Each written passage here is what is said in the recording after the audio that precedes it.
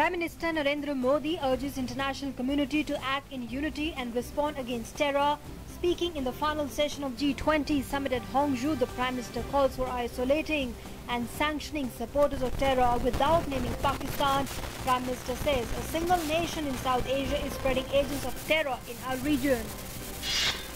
Home Minister Rajnath Singh has lashed out at Hurriyat leaders in Kashmir after their refusal to hold talks with members of the all-party delegation, saying the separatist behavior showed they do not believe in Kashmiriyat, Insaniyat or Jamhuriyat.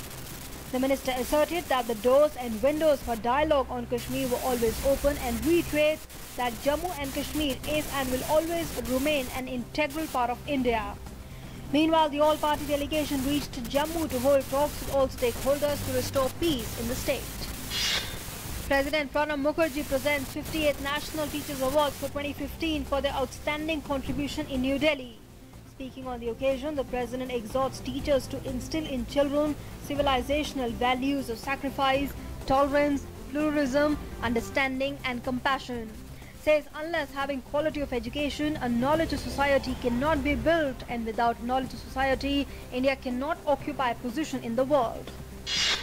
The Supreme Court has directed the Karnataka government to release 15,000 cusecs of Kaveri water per day to Tamil Nadu for the next 10 days to ameliorate the plight of farmers.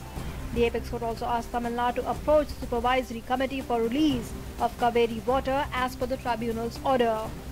It directed the committee to decide on Tamil Nadu's plea in 10 days. In Sept CD case, former Aam Aadmi Party Minister Sandeep Kumar sent to 3 days police remand. Delhi police had demanded further remand of Sandeep Kumar as he is not cooperating in investigations. Meanwhile, Delhi police detains his personal secretary for questioning.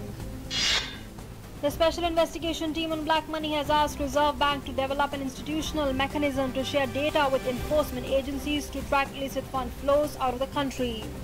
The SIT, headed by Justice retired M.B. Shah, in an 11th August letter to the RBI Governor, impressed upon the need to establish an institutional mechanism for the sharing of data and stressed on effective sharing of information between various government departments. Vice Chairman of Niti Aayog and Sherpa of G20 Summit, Arvind Panagadia, spoke about the 5 points of the G20 communique, which includes growth, trade and investment and development. Panagadia was interacting with the media at Hangzhou in China. Dr. Urjit Patel has assumed charge as the 24th Governor of Reserve Bank of India, succeeding Raghuram Rajan, whose 3-year tenure ended yesterday. Dr. Patel assumed charge effective 4th September after serving as Deputy Governor since January 2013. He was reappointed Governor on January 11 after the completion of his first 3-year term in office. Reliance Jio, the new firebrand entrant in the Indian telecom space, has rolled out its commercial services starting today. The same will be launching in 22 telecom service areas as of now. Starting today, everyone will be able to get onto the Reliance Jio network, and all 4G data, voice, video, Wi-Fi and Jio apps will be free for new Jio customers until 31st December 2016. In yet another setback to self-styled Godman Asaram Bapu, the Supreme Court denied interim bail to him while stating that his bail plea would be heard only after the medical report. The Apex Court had earlier in August rejected his bail application. The Apex Court, however, asked the aims to constitute a medical board to evaluate Asaram's health condition. The festival of Ganesh Chaturthi began today with traditional fervor and enthusiasm in different parts of the country.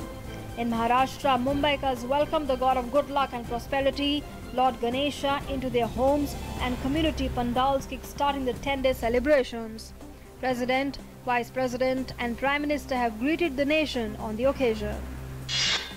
Warning China of consequences due to its aggressive behavior, US President Barack Obama has asked the communist nation to restrain itself from worrying its neighbors in the disputed South China Sea region.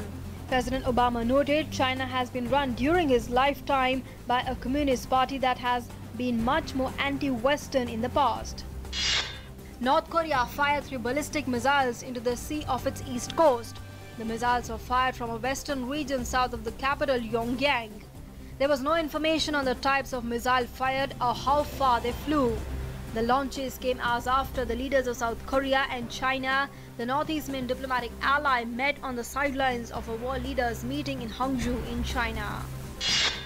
In Syria, a string of bomb attacks hit across mostly government-controlled areas, killing several dozen people, including at least 30 in President Bashar al-Assad's coastal stronghold of Tartars.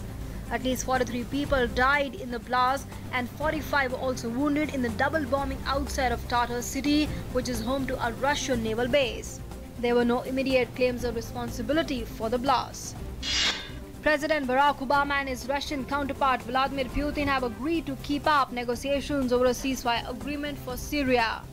Obama administration officials said Obama and Putin met on the sidelines of the G20 economic summit in Hangzhou. Their discussion came as after top US and Russian diplomats failed to seal a deal aimed at providing access to humanitarian aid for thousands of civilians in the war-torn country.